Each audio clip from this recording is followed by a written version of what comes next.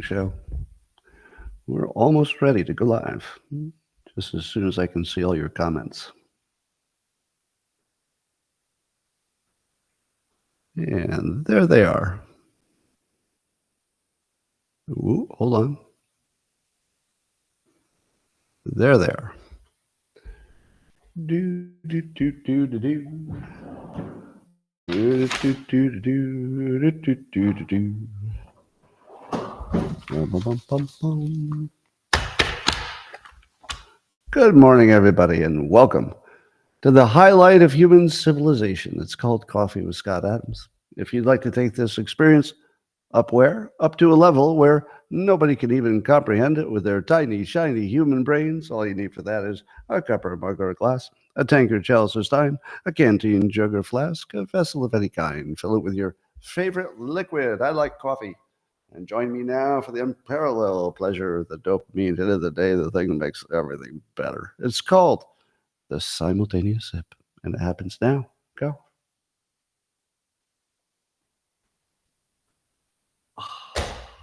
So good. Wow.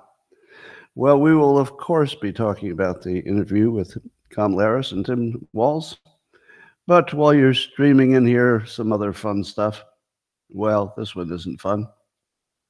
There was a Wells Fargo employee found dead in her cubicle, and I think she might have been there for 4 days. Denise Prudhomme, age 60, she was found dead in her Arizona office. Now, we're not going to make fun of a tragic event because, of course, the family should be considered in this. So, condolences. But it should be pointed out that there has been a Dilbert comic on exactly that topic of dying in your cubicle and being there for days and nobody noticed and nobody cared. So, by the way, do you know where Dilbert was born? He was born in a cubicle at a bank that was bought by Wells Fargo. That's right. So Dilbert's history is the same bank where this woman unfortunately passed away in her cubicle. So that's a 35-year connection to that story. Well, according to the Daily Mail, there's a study and an expert who says that you should masturbate before a public speaking event because if you're nervous, scientists say it's a great way to calm you down and it can boost your cognition. So if I seem a little extra smart today, no, I'm just joking. I didn't have time for that. But what a good idea. You know, I'm trying to figure out, are there things that masturbation can't fix? So apparently it can make you better for your presentation. But I'm trying to think what it can't do. Let's see, it's good for your health. It's good for your prostate. It relaxes you, turns you into a nicer person. I don't know why we do anything else. I mean, it seems like the rest of the things we do aren't nearly as productive as that. So mostly you should replace most of your daily activities with masturbating because it's so good for you. Some updates on energy. I'm such an energy nerd that every single day I want to see a story about a new energy source. And there's a ton of them now. But here's some things happening. Did you know that there's a Bureau of Land Management? Unfortunately, they came up with that name before they realized that the initials BLM would be distracting. But the BLM, or the Bureau of Land Management, so under the current administration, they're thinking about taking a whole bunch of public land, because there's tons of public land that's empty, and using it for solar projects so that it wouldn't cost much of anything to slap those solar panels on it. Now, of course, there's all the pollution problems and other problems you're going to complain about, but I like this. I like the idea of using all that extra land and put some solar panels on there. And if space and where you put them is one of the big obstacles, I imagine it would be. Sounds like it could work. So here's something I'm not going to complain about from the Biden administration. If they pull that off, I would say, oh, good job. Well, what about all the progress on batteries? Oh, well, there are 3 stories just today on new battery technology, like huge breakthroughs. 3 stories, independent, unrelated to each other, all on the same topic of batteries, but different projects, all just today. There is something going on in the battery research and development area that's crazy. Now, it makes sense because if there are robots everywhere, whoever makes the best battery is going to be making so much money you can't even believe it. They're going to be making more money than the Tesla making robots, probably. Here's an idea. Let's see. MIT has a study. They're going to use a partially disordered rock salt cathode, but here's the thing: they want to integrate it with their polyanions, which, as you know, are dubbed the disordered rock salt polyanic spinal, or as I like to call them, the DRXPS. And as you know, that delivers the high energy density rock or high voltage with significantly improved cycle stability. And I think we all want that. Now, that's one study, but there's also another one. Well, this is exciting. According to Yahoo Tech, there's a big game-changing approach, and they're going to use homogeneous cathode. What? Yeah, they're going to tinker with the cathode until they can get solid-state power-back life cycles and other things I don't understand. Something coming out of a Chinese research. But then, according to Tech Explorer, there's another solid-state electrolyte advance. Oh, wow. And they're going to use polymers to make a strong yet springy thin film. And you can have these durable sheets of solid-state electrolytes. Wow. Wow. So you don't have to understand any of that. Just understand that the battery technology world is going crazy right now. Crazy. All right, I finally understand what's the big deal about this Telegram app, and why the CEO got picked up. Now, remember I told you we will never understand the real reason behind anything. But there's at least one that's obvious, at least now. It wasn't obvious until someone told me. So apparently, if you're in a battle, like a war, like let's say Ukraine against Russia, one of the things that would be really important to winning the war, especially a long, ongoing kind of affair, is how well your team can communicate without getting intercepted. So you want to be able to quickly talk to your own team if you're in a war, but you don't want the other team to be able to intercept your stuff. Well, it turns out that the Russians, the government was concerned, the military was, that the Ukrainians could already hack their regular military communications, which would, be encrypted, but might be hackable. So what was and is the Russian military using instead of their normal encrypted military app? Well, it turns out that the only thing they trusted was the Telegram app. That's right. The soldiers who were actually in the thick of battle didn't have a better option than opening their phone and using the app to say, you should target this, or you should get some supplies over here, or get some reinforcements over here. So if NATO could get a hold of a back door, hypothetically, into the Telegram app, they would have all the communications of the Russian military, and it doesn't look like the Russian military had a really good second option. So there's a possibility that Ukraine could win the war if NATO controlled the Telegram app without Russia knowing they controlled it. In other words, we, meaning NATO, if we had a back door, but Russia didn't know it, so they kept using it, Ukraine would know everything they're going to do before they do it. Now, I'm exaggerating. I'm sure they have other ways to communicate. But according to the Wall Street Journal, it was like the main way they were communicating was through Telegram, because it was owned by, or at least it was housed in the UAE, which has a good relationship with Russia. So the Russians were thinking, well, we can't use WhatsApp because the Americans are going to be all over that. So that was the one they trusted. So allow me to make a prediction. You ready for the prediction?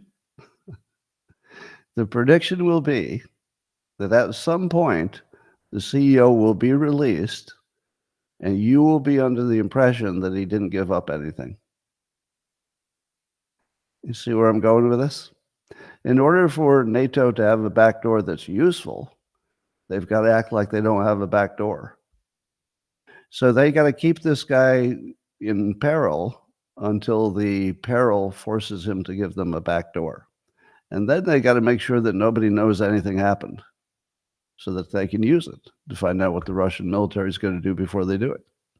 So the most likely outcome, if you accept these as facts, which, is always a question. Everything has a little bit of skepticism that should be naturally applied. But I'm going to predict that we will be told that nobody got access to the Telegram app.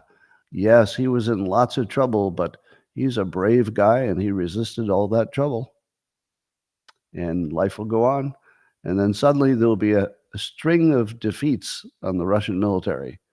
And people will say, hey, it's like the Ukrainians know what we're going to do before we do it. I think that might be coming. We'll see. Quinnipiac, the research company, they did a poll and said that 20% of likely black voters say they would vote for Trump. Does that seem low to you? That seems low. That does not match observation, because I've seen just tons of black citizens on TV being asked who they support.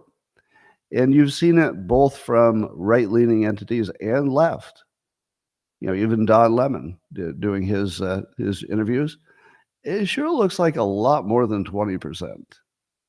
Or is it just that people are willing to do the interview, maybe have a certain perspective, and people who are not willing to do the interview maybe had another one? So that, you have to wonder if the street interviews are really representative. They might not be representative. There's a reason you do polls instead of just talking to people on the street, because one's not reliable. But as I often say, one of my BS filters to figure out what's BS is if your direct observation doesn't match the science.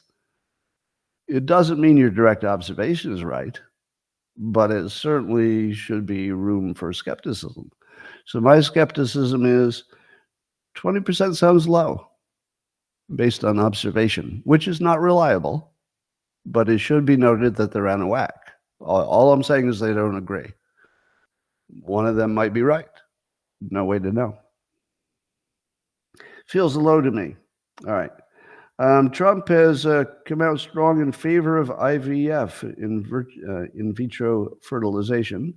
And he says that either the government or the insurance companies should be forced to pay for it because we basically need more Americans. We need more babies. Now, this is brilliant in my opinion. I think it's brilliant because he's fighting against you're going to take my bodily autonomy. And, of course, the Harris campaign acts like he didn't say it and he doesn't mean it and he's going to lie and everything will change. No, I think he means this. I think he completely means it.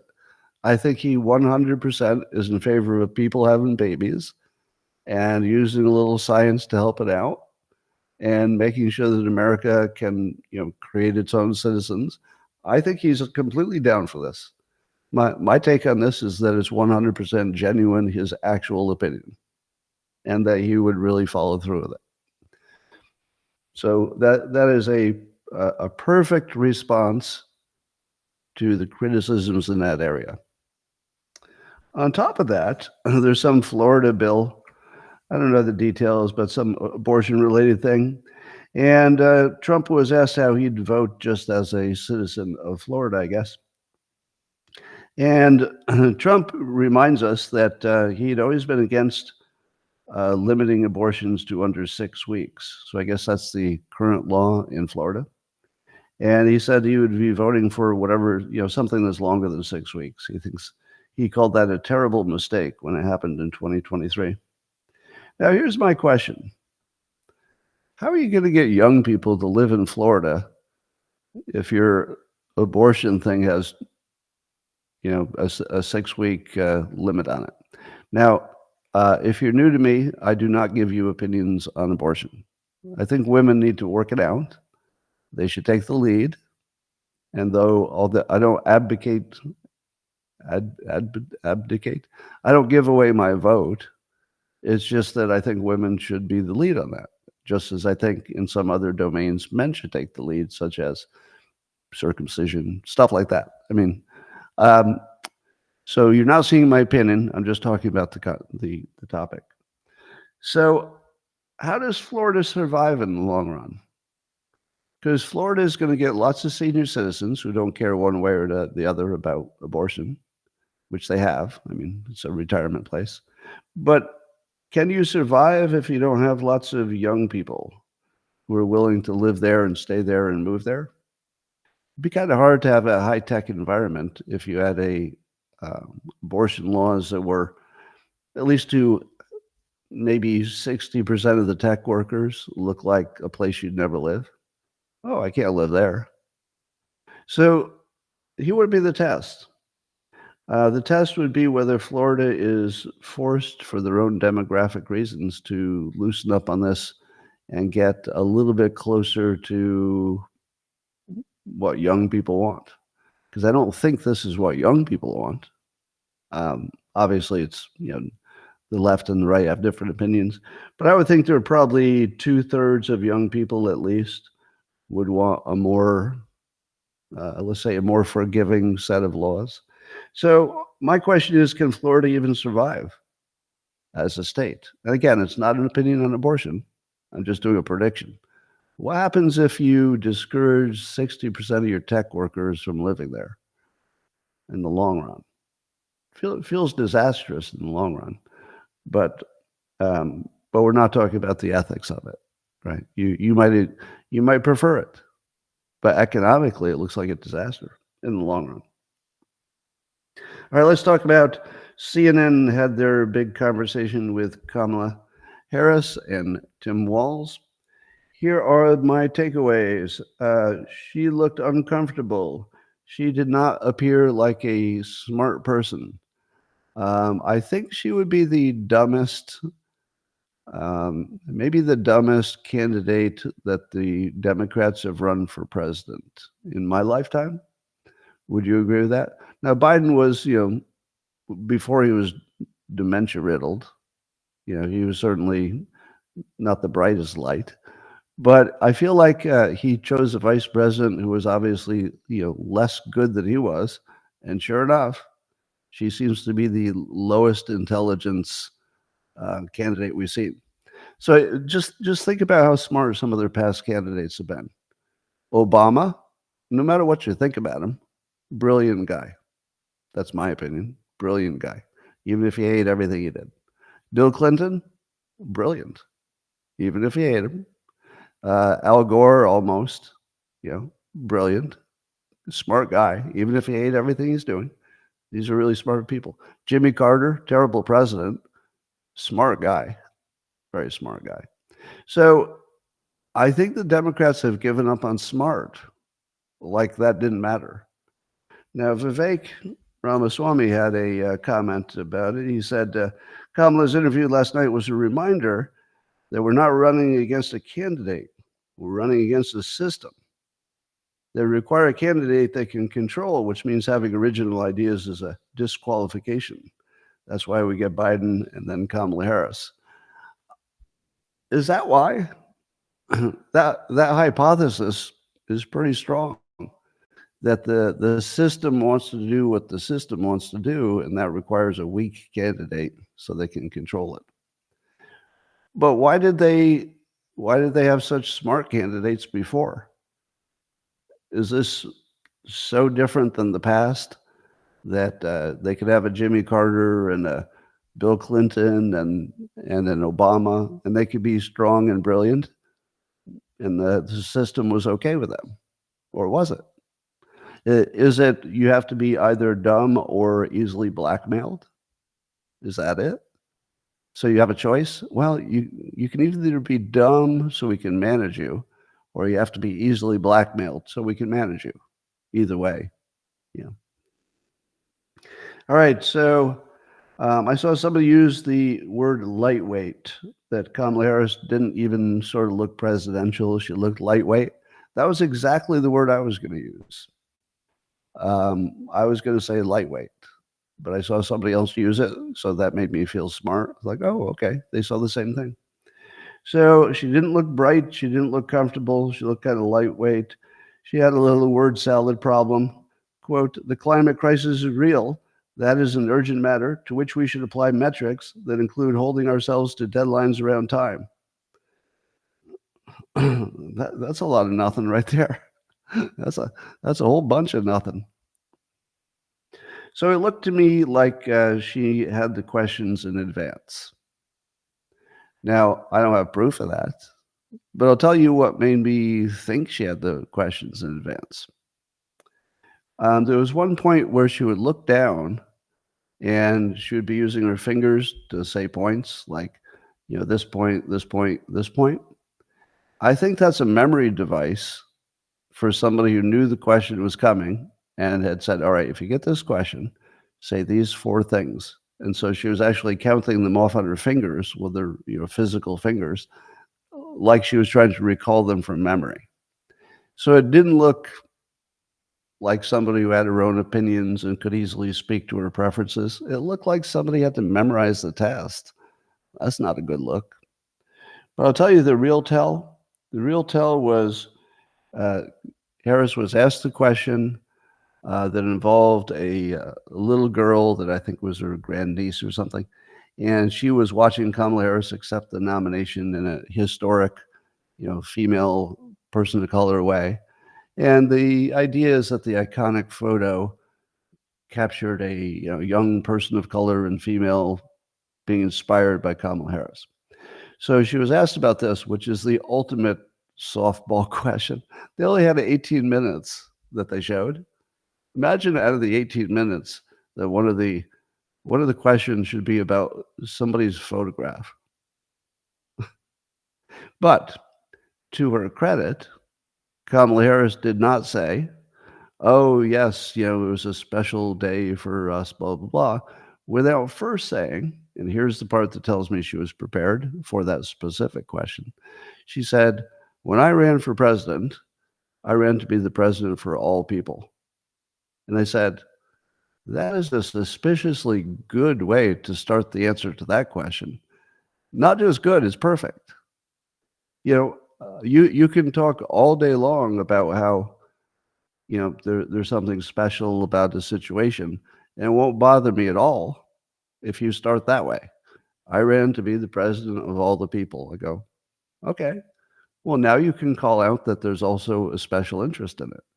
But if you start with a special interest, I'm not even going to hear you if later you add, but I'm really the president of all the people. I'd be, well, why'd you start with a special part first?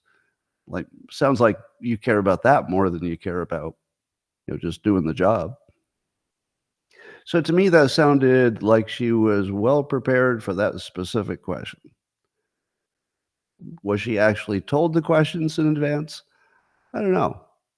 There was also the question she was asked about Trump's comments about whether she was really black or had always identified as black. The real red meat. Let's get into this. And, certainly it's a place that she can win some points. And instead, she did an uncomfortable smile and said, next question, and refused to deal on the sort of personal racial part of it. Now, is that because she was prepared for the question? She sure looked prepared for the question to me. But that doesn't mean that she was given the questions in advance, because you could pretty well guess what the questions might be, right? So anyway, she did her best to avoid questions that were good to avoid and avoid really a whole bunch of stuff. So it was basically her stump speech, a lot of memorized stuff that you could tell was memorized because she was looking down. So she did a lot of looking down, like her eyes were down toward the table, but there was nothing there. Or was there? Is it possible that the wide shots showed the table with nothing on it? But is it possible that when they did the close-ups where you could see her from the chest up, that there actually was a piece of paper down there? Is it possible that, since it was an edited event, is it possible she had notes? I also saw a part where, if you replay it, you'll see maybe in the first third or so of it, there was a point where she started to say an answer, and then she did a hand gesture toward Tim Walz. There was sort of the, don't jump in hand gesture. It was like she was giving him the, stand down hand gesture that didn't make any sense unless there was an edit we didn't know about. Did he say something that got edited out? Because it was out of context that she was waving him off when he wasn't doing anything. He wasn't even in the picture. He wasn't even in the frame. So what was that? I mean, it suggests there was an edit there, but can't know for sure. Maybe she expected him to jump in and she was, I don't know. I don't even know what that was about. She also had what I call liar eyes. So most of the time she was looking down and her eyes were in a normal mode. So they were either a little bit closed or they were looking down. But every once in a while she had the big lie. I was watching in the man cave last night, pointing out the big lies. Her eyes would widen, and then the little lines would form on her forehead when she's doing the thing that she knows you're not going to believe. But if she says it with her eyes wide open, you might. Because look how honest I am with my eyes wide open. That's called liar face. If you play it back with the sound off, and then you find the liar face, then turn the sound back on and find out what she was saying at that moment. Once you learn to spot liar face, it's hilarious because the politicians use it all the time. It's just so obvious when they're trying to sell you something they know you're not believing because you shouldn't. All right, what else? The physical arrangement of the people at the table has been questioned reasonably because they had Walz on one end of the table opposite from Dana Bash, and then Kamala was between them on the far side of the table. Now, because of the dimensions of the perspective of the shot, plus the fact that Walz is just a bigger human being than she is, he looked huge and in charge. If you were just looking at the pictures, you'd think it would be an interview with him and his secretary came along to take some notes. Sexist? Yes, because the country is sexist. So it's worth mentioning. It's not my opinion. It's just what one imagines people are going to think in their little sexist brains. So she was tiny and looked unimportant just visually. And the visuals are kind of a big deal. She also made all kinds of weird, funny faces. When Walz was talking, she wanted to show how proud and smiley she was. So she does the I ate a lemon, but I enjoyed it face. I'm doing it now. If you're just listening, you're missing the best part of the show. Yeah, I ate a lemon, but I'm really happy about it. Nailed it. You're laughing at home, I can tell. Let's see. She basically avoided most questions.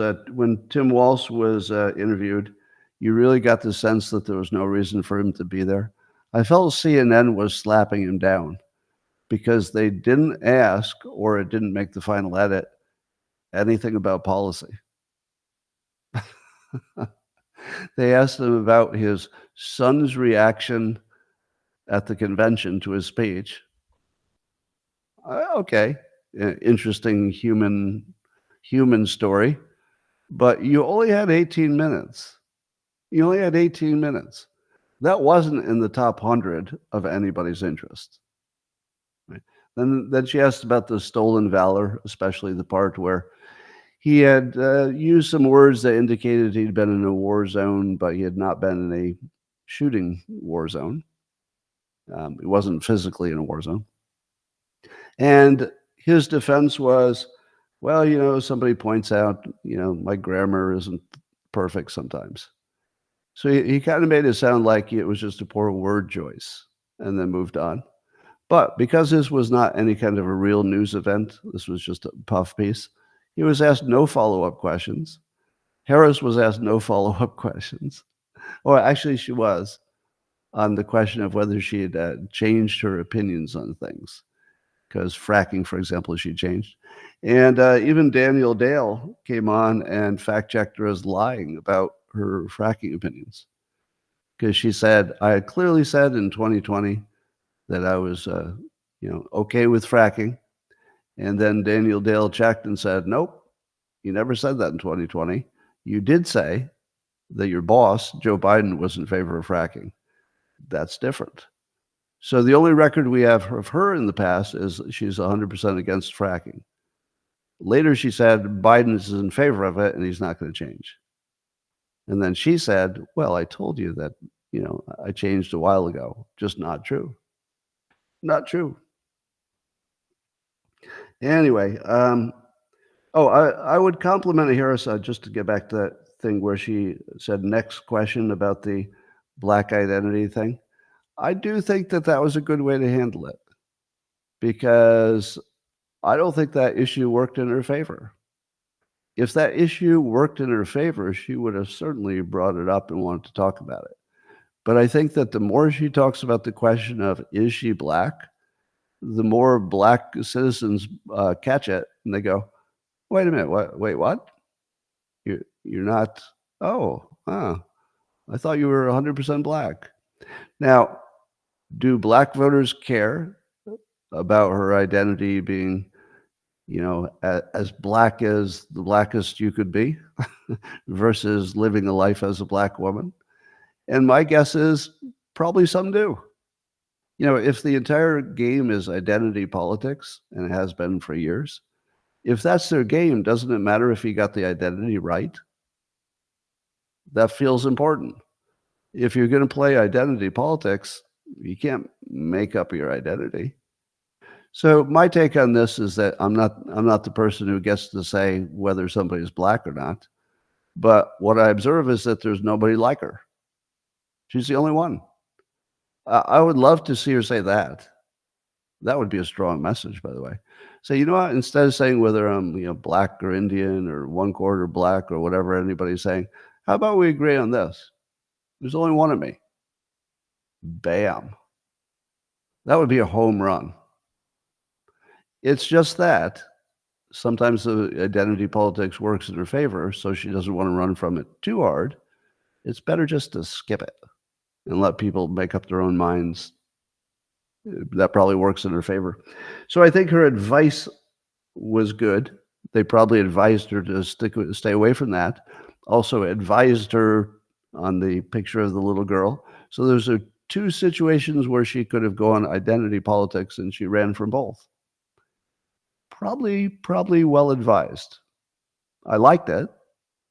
It felt more like a legitimate candidate for president by avoiding it. That, to me, avoiding the identity stuff it's got to be number one.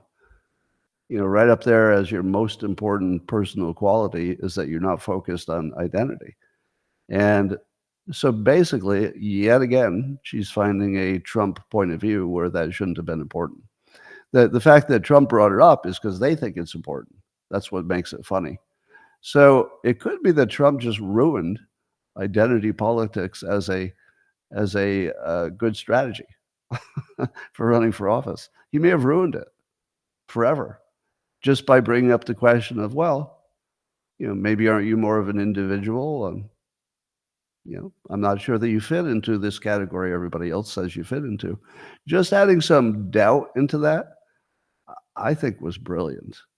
As much as Trump will be forever criticized for bringing up identity and black identity and stuff, things he shouldn't be talking about, you would think, I thought that worked because it created the conversation.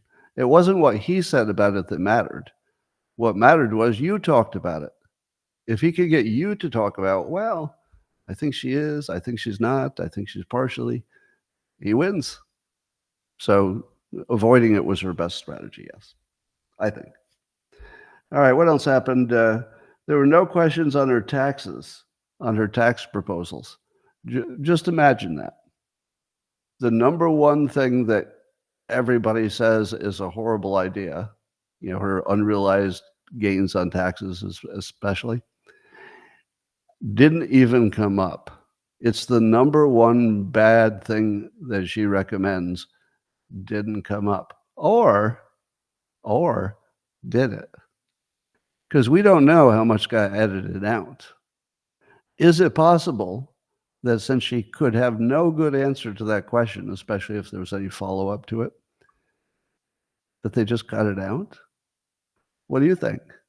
I'm gonna double down on my assumption that when there's a lack of transparency, and it's not individuals, it's organizations involved, that I think it's appropriate to assume they edited it out. Because what would make you think they didn't ask? How in the world would that not be one of the top 20 questions? And you'd probably get to 20 questions if you did talk to them for an hour. So I don't know how much they talked beyond the 18 minutes. I'd love to know that. And then Harris apparently was coached that when she was asked about her flip-flopping, so to speak, on topics, her answer was, "My values have not changed." And I saw somebody smart say, "Okay, you just you just gave Trump the kill shot." Trump wants you to believe that her old socialist views are still in play. She's just hiding them. She just said he's right. Now, she didn't mean to say that. What she meant to say is, maybe my policies have changed, but they're all coming from the same place, which is absurd and stupid and obviously not true. So it's a stupid thing to say, but it could convince stupid people. And since most of her voters, are stupid, it could work out fine. But my values have not changed gives Trump the ultimate weapon, which is show what she said and then play my values have not changed. Then show what she said again on another topic and then go right back to my values haven't changed. You do that on like 5 different super socialist stupid ideas she had in the past, and then you make sure that she said today, my values haven't changed. Nobody in the world is going to think that means that she's got different policies than she used to have. And by the way, as misleading as that might be, it's directionally true. You know what I mean? It is directionally true that if you're willing to say over and over again, my values haven't changed, we as voters get to say, well, those other policies were based on those values, were they not? It seems like you're trying to not answer the question why you changed your mind, which makes it sound like you haven't, which makes it sound like you're some kind of Trojan horse. Once you get inside the gate, Lord knows what happens then. So that could actually have taken her out of the race. Just think about the impact that would have if you saw her dumbass, no fracking, etc., followed immediately by my values have not changed. There's no way you would think she would have a different policy, even if she does. Well, here's some other things we learned. I feel like we learned why she doesn't do debates or doesn't want to do many. And I think we learned why she doesn't do interviews. I would rank her performance as poor. And I can't imagine that she would do better on a debate. So I guess it's the reason we haven't seen much of her is exactly why you thought it was. She's just really bad at this. This being, being a presidential person. All right, she was asked about Bidenomics, and she said it was good work, which also sounded like a prepared answer, so as if she knew what the question was going to be. Bidenomics was good work. Anyway, So then Daniel Dale came on and did a fact check on her fracking claim, and as I said, showed that she had lied about having said in 2020 that she was in favor of fracking, because she didn't. She only said Biden was in favor. But is anything missing? Was there anything that you thought logically should have been part of that interview, and yet it was completely missing? What was it? Well, how many of you watched any of the DNC? You didn't have to watch a lot, the Democrat National Convention. You didn't have to watch a lot. All you had to do was turn it on for a minute, and you would hear a hoax. You'd hear the Project 2025 hoax. You'd hear the Fine People hoax. You'd hear the drinking bleach hoax. You'd hear the suckers and losers hoax. Now, that was so pervasive during the convention that it was practically the decorations. It was pretty much every speaker every time. So if any of those things were true, wouldn't that be a question the CNN would want to ask her? Like, do you believe that these things are true? Do you believe that Trump called neo-Nazis fine people? Do you believe that he suggested drinking bleach? Do you believe that he said in front of a general that soldiers are losers and suckers, which is absurd? And just make her answer those questions. But instead, not a single Trump hoax was ever mentioned. So how could it go from the primary message of the entire Democratic National Committee conference, whatever it is, how could it go from the biggest, most important stuff to not worth asking? Let me tell you how. Because CNN knows none of it's true. And they've got a guy who's a fact checker. And they gotta trot his ass out. And he's gonna have to deal with the fact that all she said was a bunch of hoaxes. What's he gonna do? So instead, he focuses on fracking because the questions were never asked. So was any of that ever real? Because if any of the accusations made by the Democrats during the convention, if any of that were real, CNN would have asked about it. Because if any of it was real, it really, really matters. I mean, those are big deals if they were real, which they weren't. So do you have proof that CNN knows these are hoaxes? Yeah, you do. Yeah, you do. I would consider this proof that CNN knows those are hoaxes and doesn't want to say it out loud.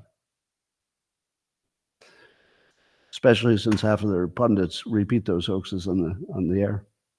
All right. So CNN making most of the news disappear as if by magic is kind of sweet. Meanwhile, Harris is back on the campaign trail with a new hoax.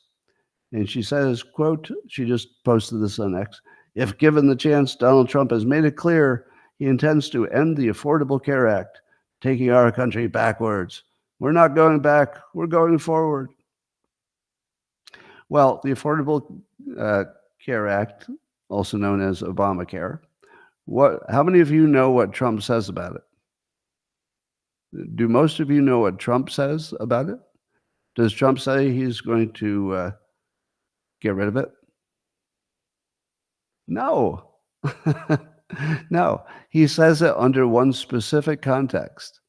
He says, we won't change anything unless we can come up with something better. Better. What, do you think he's going to come up with something that covers fewer people? Would that be better? No. Is he going to come up with something that costs less? Well, if he does, who's going to bitch about it? Are you going to bitch about it? Oh, he got rid of the Affordable Care Act and replaced it with something that's exactly the same but costs less. Nobody's going to bitch about that. So there is no world in which you say, I'm not going to change anything unless we can find a clear way to make it better. Why would you worry about that?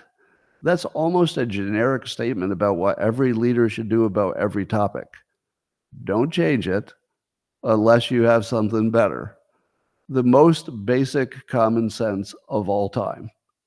Again, this is Trump running a common sense campaign that in so many ways I don't recognize it as either left or right. How is that left or right? Don't you think the people on the left would be equally willing to, change or modify the Affordable Care Act if it were something better? So it's just a lie, but the newsletters do it. Well, The Blaze is reporting that Trump said at a Wisconsin town hall, he was with Tulsi Gabbard, he said, I had the safest border in the history of the country. They have the most unsafe border in the history of the world. And then here's my favorite part. He says, they had a group of Venezuelan people with lots of machine guns taking over a building. This is just the beginning. Now, remember I tell you that Trump is the master of visual persuasion? Now, visual persuasion is not just showing you a picture. It's describing a visual image with words as well. So if Trump had just said something generic like, there's too much crime coming across the border, you would say, that's a statistic. Okay. But if he tells you that Venezuelan people with machine guns are taking over a building, which is a real thing, by the way, I don't think they're machine guns. I think they just have weapons. But you can see that. Like in your mind, the picture forms perfectly. And it's scary because you see people with machine guns, even though I don't think they had any, but guns, knocking on your door and saying, this is our apartment now, or else you're paying us rent. That is some scary, scary stuff. So Trump, again, perfectly visual, perfect description, perfect summary on that topic. So good. Did MSNBC like Kamala Harris's performance? Do I even need to tell you? Yes, here are the things they said were just masterful. That she decided to make it about the country, not herself. Did she? I don't know. Just sounded like her stump speech to me. Somebody named Jeremy Peters on MSNBC said she's very wisely making this about the country and bringing the country back together. Really? What was the bringing the country back together part? I don't recall that at all. Rather than saying this is about me, this is who I am, you already have one candidate who's doing that quite well. That's so just trying hard to write a college essay on an assigned topic. It really is trying as hard as you can to just use words. If I combine words in just the right way, this is going to look like a good thing. It's crazy. All right. So, anyway, so somebody also on MSNBC, Ellie Vitale, talked about her, Kamala Harris, defending her switches in policy preferences. He said, quote, I thought she was smart to explain her policy positions as not a change in values, not a change in her deep inner mooring, but instead something almost situational in terms of taking in more information. In other words, MSNBC is adding word salad to her word salad.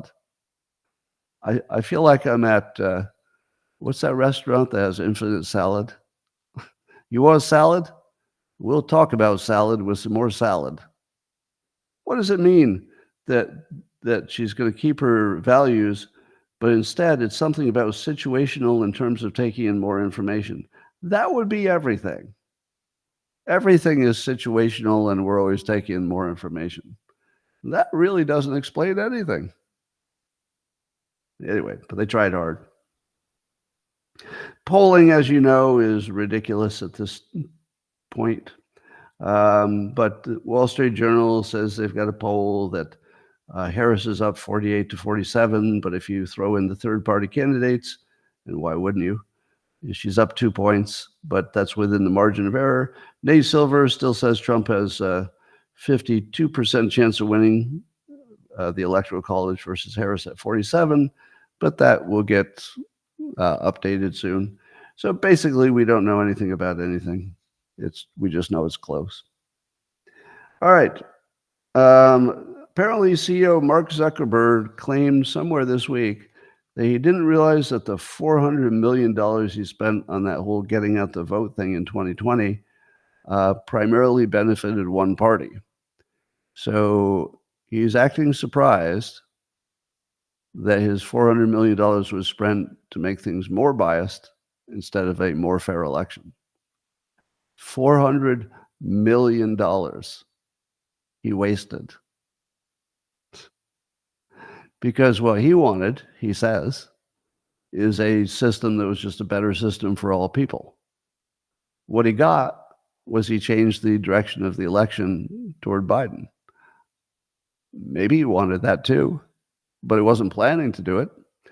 So here's the thing you didn't know, that the Chan Zuckerberg initiative, so that's where the $400 million was that got spent, it was led by his wife, who gave most of that money to some groups that are so obviously left-leaning that you should have been able to know very easily that you were going to bias the election outcome. So let's put this in a little larger context. Imagine what would have happened if Steve Jobs, Jeff Bezos, and Mark Zuckerberg had never gotten married. Just those three billionaires. Imagine they'd never gotten married. Well, if Steve Jobs had never gotten married, then he would not have left his fortune to Lorena, who bought the Atlantic and turned into a Democrat activist propagandist, who is doing a good job at it. So Steve Jobs getting married fucked us pretty hard. How about Jeff Bezos? Well, his wife got many millions and billions, many billions, and she's spending it to make sure Democrats win. So if Jeff Bezos had never been married, you wouldn't have that problem. How about Mark Zuckerberg? If Mark Zuckerberg had never gotten married, do you think he would have allocated that $400 million the same way his wife did? I doubt it. I think no. There's no way to know, but my instinct is that they're not exactly on the same page. We've heard Zuckerberg favor free speech. We've heard him say he regretted the censorship that was pushed on him by the Biden administration primarily. And we've heard him say that Trump was the most badass thing when he said, fight, fight, fight. Now, that doesn't make him a Republican.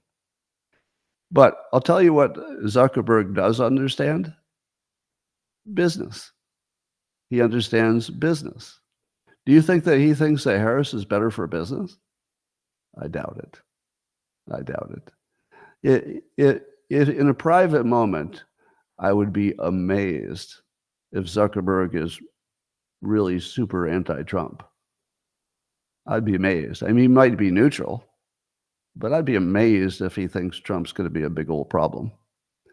So if those three billionaires had never gotten married, we wouldn't be in so much trouble. Do you think there are any other wives that are doing similar things?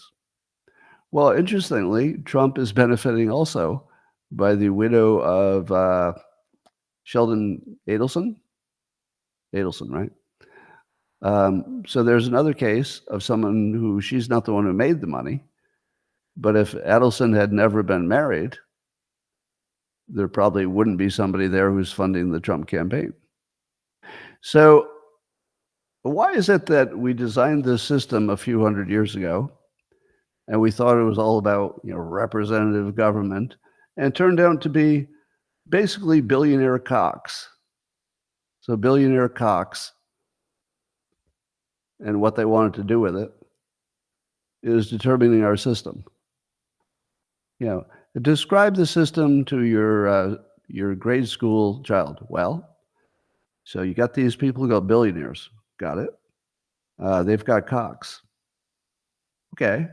Most of them do. And when they want to put them in something, they have to get married because, I don't know, the system kind of requires that. So they got these cock holsters, and then the cockholsters take half the money and leave, or sometimes all the money if somebody dies. And then the cockholsters become the ones who decide who the next president is. And then your sixth grader says, "What's a cockholster?" And you say, "Well, maybe you're not ready for this. We'll get back to you in a few years." So no, don't talk like that to a sixth grader. That would be terrible. I can't even believe you were thinking about it. That's terrible. You should be ashamed of yourselves. So that's the real world. Billionaire cocks decide who's president indirectly. Elon Musk warns us that at the current rate of government spending, he says on X, America is in the fast lane to bankruptcy. And he says government overspending is what causes inflation. Wow, do we want him to be in charge of trimming the government? Imagine what you could do if you took a Elon Musk engineering approach to how much government do we really need and how should it be organized for the most efficiency. It would look completely different than what we have. So I don't know how much he could get away with, or whether he really will be, Trump's helper to figure out how to streamline things. But you'd have to take off a massive part of the government spending, not just the employees. It's not really about the employees we're paying. It's about what the employees want us to pay for other stuff. So here's my take. I think that all government borrowing is theft. Once you know you can't pay it back. If you know that you're borrowing an amount that you can easily pay back, no problem at all. That would just be people entering into a transaction they all understood and had mutual benefit. Yay, mutual benefit.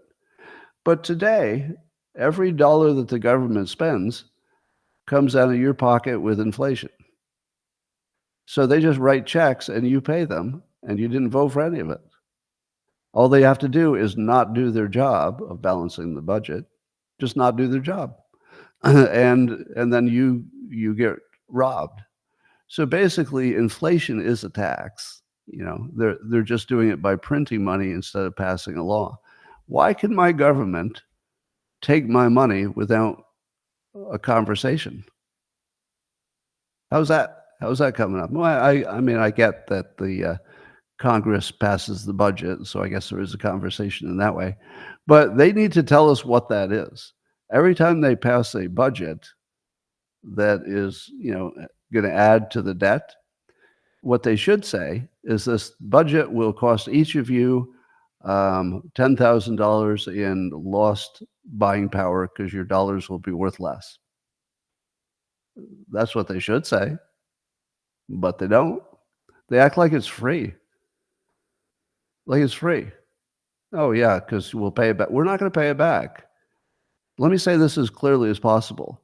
You know that $36 trillion we owe? We're not paying that back. I don't know what will happen. I mean, maybe we'll go full Hitler. Didn't Hitler just renounce all the debt Germany had at one point? He just said, no, we're not paying it back. And that was actually the key that put Germany on like a very rapid economic improvement. It was one of the big keys. Now, unfortunately, they used their economic improvement to fund their military and didn't work out. But I would love to know a little bit more about what happened when Hitler just said, well, how about we're not paying back the rest of the world ever?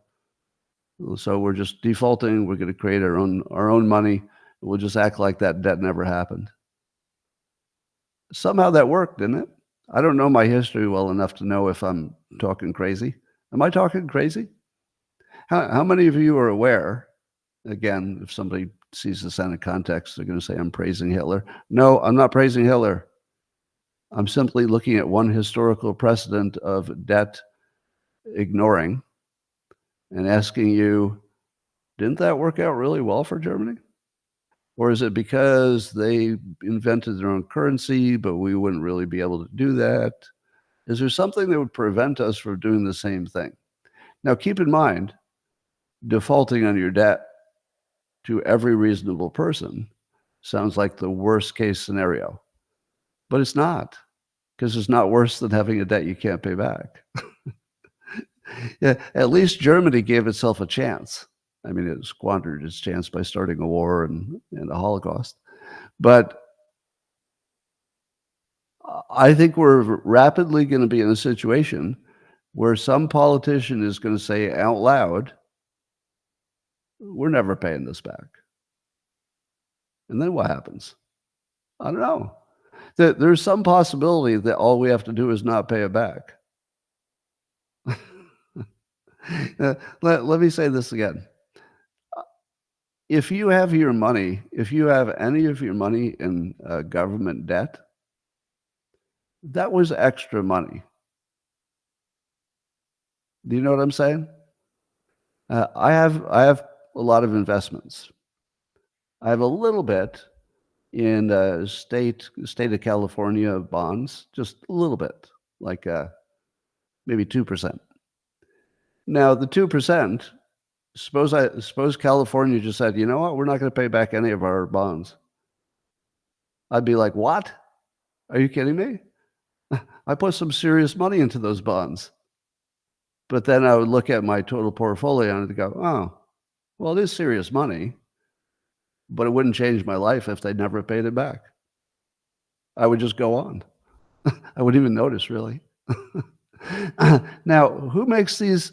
Who exactly are the people who have invested all that money in government instruments? Who does that? Well, you don't do that with your important money, do you? Except very short term to make sure it doesn't disappear. It's not any kind of a long-term investment that makes sense, except as a small part of your portfolio. So I just have a sort of a curiosity. Don't assume this is a recommendation. So let me soften it a little bit. I'm not saying we should do it. I just have what I think are reasonable questions about what happens if we get to the point where it's just obvious it can't be paid back and we can't even afford, and we can't afford the interest on it. If we could afford the interest, we'd probably just keep going, but we're close to not being able to afford the interest. At some point, we're going to have a choice between two awful choices: not paying back the debt, or what? Just becoming a third world country with no money. So here's what I'm introducing into the system. You better start thinking about what's going to happen, because something's going to happen. And it'll be the biggest thing that's ever happened, not counting wars, I guess. Yeah, there won't be much bigger that will ever happen than whatever the heck we do with this debt. It will be really, really big. Probably will be fine. But whatever it is going to be big. So get ready for it. All right. Still waiting for the first economist to endorse the Harris tax plan. Has anybody seen it yet? Has anybody seen MSNBC with an economist, just happened to be a Democrat, saying, oh, this is a good plan. This tax stuff will work out? I haven't. Have any of you? Even one? Can't find one economist to agree with Harris? Not one? How many economists are there in the country, do you think? 20,000. Depending on how you count them as professional economists. Now, I'm not talking about people who just have a degree in economics like me. I'm talking about somebody who's a working economist. They're getting paid to be an economist. 20,000 of them. And MSNBC can't find one that can go on the air and say, you know what, you've been looking at this wrong. If you look at it in a smarter way, this tax plan is great. Not one. Not one out of 20,000. And why is that not a story in its own? Why isn't the story? Well, we've got 20,000 professional economists, and we don't have one that's willing to come on and say, this is a good idea. That is a story that you can't get one. How is that not a story? We shouldn't even be talking about the tax plan. We should talk about the fact that there's not one economist out of 20,000 who can come on the air and give you a positive idea about it.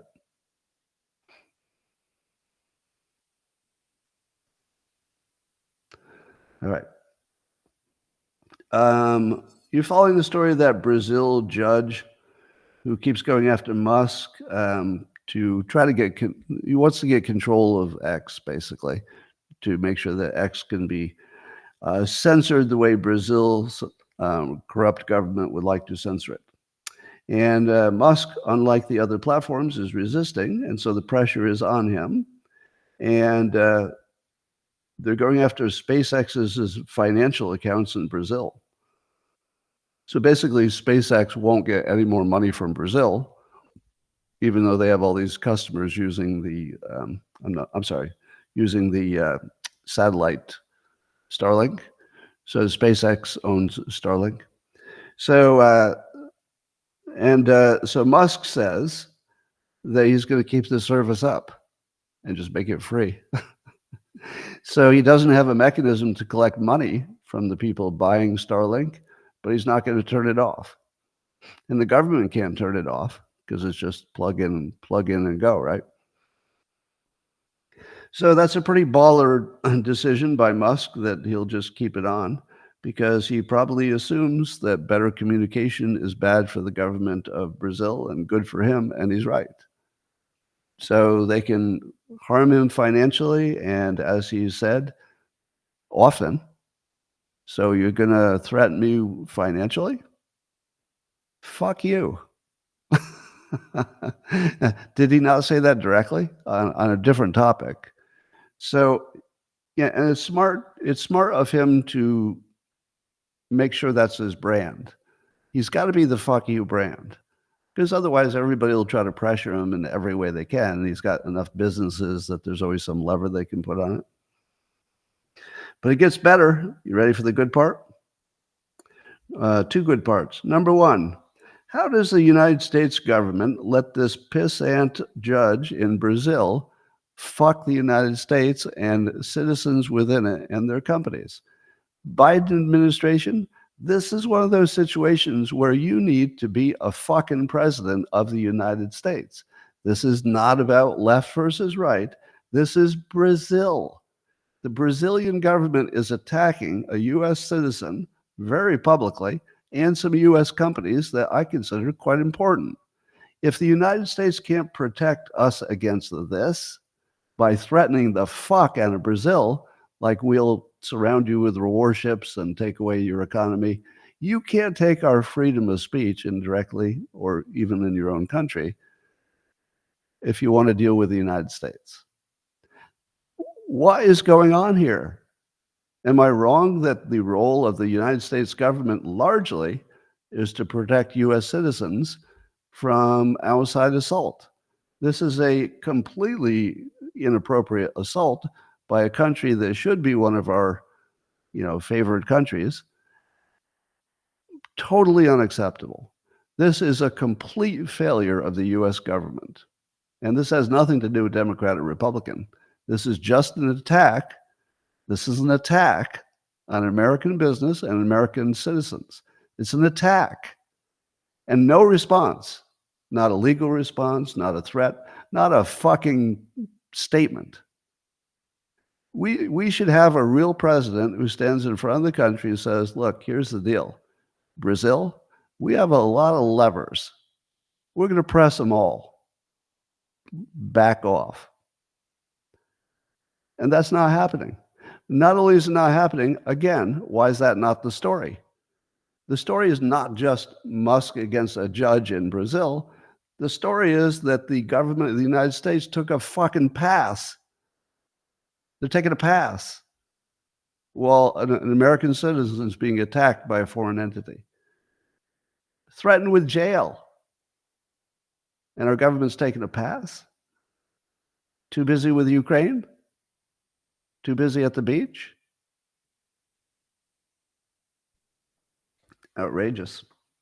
Gets better. Mike Benz is reminding us, well, I didn't know it, so I'm not being reminded, but so I'm hearing it for the first time, that the U.S. State Department was very involved in making sure that Brazil had access to voting machines. Why would the U.S. be so concerned that Brazil had access to the voting machines? And apparently the U.S. Intervened with at least 2 different manufacturers of microchips to make sure that the voting machines for Brazil went higher on the priority so they could get chips for their voting machines. And then the CIA, according to Mike Benz, and he shows the documents, by the way. This is not Mike Benz making stuff up. In his post, he's showing you the actual documents and the current reporting at the time. So this is just documented that the CIA warned Bolsonaro, the last leader of Brazil, not to mess with or cast doubt on the new U.S. State Department secured voting machines. So they threatened him not to cast doubt on the voting machines while making sure that they definitely had some voting machines. Now, let me ask the question I've asked many times. By now, you have a good answer for me because I've been asking it for so long and you thought about it and then you researched it and now you have a good answer. What's the advantage of the voting machines? Is it because they're more credible? The public will trust them? No, no evidence of that. It's the opposite. Are they to save money? No, no evidence that it saves money. Are they to make things easier? No, they obviously make it harder. Is it to get a faster result so you don't have to wait? No, probably it's the other way around, or at least as fast. So why was the United States trying so hard to make sure Brazil had voting machines? Can you think of a second reason? Because we can speculate about one potential reason, without evidence. I don't have any evidence of this, but it looks exactly like the United States tried to install their own leader, a preferred leader, via the mechanism of having voting machines that maybe they had some backdoor to. I don't know that that's true. In other words, there's no hard evidence of anything. So I can't point to any evidence for it. But why would the United States care so much about another country's voting machines? So much so that they would get involved. Can you think of a second reason for that? I can't. What would it be? Is it because we're so kind to other countries that we get really deeply involved in all of their affairs, whether it had a political angle or not? No, we don't do anything like that. In the comments, Lemon Minty, you say voting machines are to make you think voting is real. Well, I don't know. I mean, I think a paper ballot with lots of observers would make me think voting was real. I don't think there's any other reason than the one that you suspect. Now, but I'll soften that again because I don't want to get sued. I'll soften it to say, does anybody have a speculation of what a second reason could be? I can't think of any. I have a pretty good imagination. I can't even imagine a second reason. Can you? I mean, honestly, can you think of any reason that the U.S. would be so incentivized, especially the CIA, to make sure we got those American-driven machines in there? So, but I remind you, our elections are pristine. Nothing to worry about in our elections, because it's not like we've seen any bad behavior anywhere. So our elections are fine. They're fine, everybody. They're fine. All right. Two AI companies, OpenAI and Anthropic, they've reached some kind of AI safety agreement with the U.S. government. And what it involves, I don't know what else it involves, but key to this is that the government would have access to the models, presumably before the public did, so that they could test them and look for AI problems. So do you feel better that there's an effort to have a regulatory body that will be overseeing AI? So, so glad. I was worried for a moment that there wouldn't be a regulatory body regulating AI. Now, let's leave that world of imagination and go to the real one, shall we? In the real world, we know that the time it will take for the AI industry to totally own the regulators would be now. Yeah, I think we're probably already there. How hard would it be for the AI industries to totally own the regulators? Well, let's think it through. If somebody's job for the government is to check on the AI and tell you if it's safe, they know what the company wants, and they know maybe what the government would want. So suppose they know that the company would want them to not clamp down on that thing. And then suppose they get their paycheck from the government and they open it up and they go, huh, well, it's not bad, but I'll bet you OpenAI would pay about 3 times this. Should I be ever interested in increasing my exposure to the AI field of which I'm already in, but I'm working for the government, which would be the very cheapest, worst place you could ever work on AI? Now, suppose you have lunch with one of these regulators and you're from one of the AI companies. What do you have to say to them to get them to do what you want instead of actually regulating you? Well, you don't say, if you regulate me right, I'll give you a job later and you'll make a lot of money. No, don't need to. You just say, so halfway through lunch, you say, so what's your plans? You plan to stay with the government and just work on this AI regulation? Uh-huh. Mhm. You know, we're always looking for people. So if at some point you get tired of the regulatory thing, here's my card. You don't have to actually offer them a job. You just have to remind them that if they ever wanted to make twice as much money, it would be real easy. They just got to go light on the regulations. Now, in the real world, does stuff like that happen? Yes. Yes, that's the real world. So in the beginning, you might get some regulators who are kind of tough on the companies, but I wouldn't even trust them because they would be government regulators. So I'm not even sure that's a good thing. They wouldn't know what danger looked like. And I don't think AI regulating will be any better than any other regulating. So it's not going to save the world, but it might be a way for some people to make some money. All right, here's some science you might like just because it's good news. There's an ultrasound device. The University of Utah was testing it. Apparently, it makes your pain go away almost instantly. So it's just like miraculous. So they just use ultrasound at the right frequencies, and your pain just goes boop, turns off. I saw Brian Ramelli in a post just yesterday, and it wasn't about this, but just separately, he was saying the science already knows for sure that certain sound frequencies will cancel pain. And I read the post, and you know, I like to repost a lot of Brian Ramelli's content because he's great, especially with the AI stuff. And I thought to myself, I'm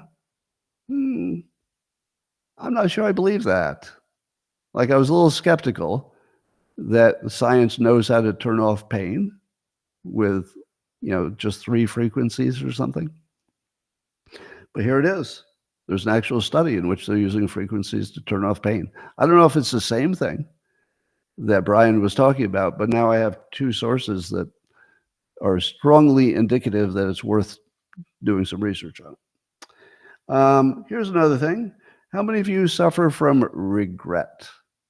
How many of you have the feeling, oh, I regret that thing I did? Do you ever feel that? Because I don't feel it. Clearly, I've done things that didn't work out. But I've never had any sensation that I could identify as a feeling of regret as an adult. As a young person, I think I did. You know, I'd be like, oh, why did I do that? Why did I ask Gina maybe if she wanted to dance? And she told me she didn't want to, and it ruined my night, and I felt bad for 2 years. I regret asking her to dance. But as an adult, nope. Yeah, and I got canceled, about as hard as you can get canceled a year and a half ago. And people ask me if I regret it. And I'm actually confused by the question. Regret? What is that? Why would I even have that? What's the function of it? It's like I don't understand it. But there's a study that explains why I have that feeling, that it doesn't bother me at all as an adult, and also why it did when I was younger. And it's called the gambling framework. So phys.org talks about this. I guess there's some science. They had some participants, and if people thought about a specific decision out of context, they might have regret. But if people thought in a portfolio manner, that there are lots of things they did in the past, some work and some don't, and that's the way the world is supposed to work.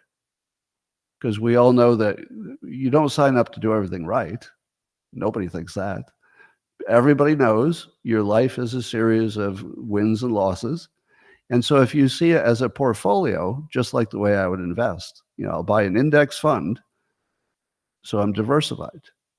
So if your life is likewise diversified, you did a bunch of things, some worked, some didn't, then you don't see it as regret. The same reason when I look at my index fund, I don't feel any regret if some members of the index fund went down, as long as the average went up over time. It doesn't even occur to me that I should have a feeling about regret if one of the stocks of my 500 stocks in the index went down. So that's how I see my life. I could certainly say, doing this thing led to a bad result, but I never regret it. It just doesn't come up. It's never part of my thinking whatsoever. So if you have anything that's you recognize as regret, the reframe is look at your life as a portfolio of decisions, some good, some bad. But if your average worked out, you nailed it. Yeah, if your average of decisions worked out, you're doing better than you used to be.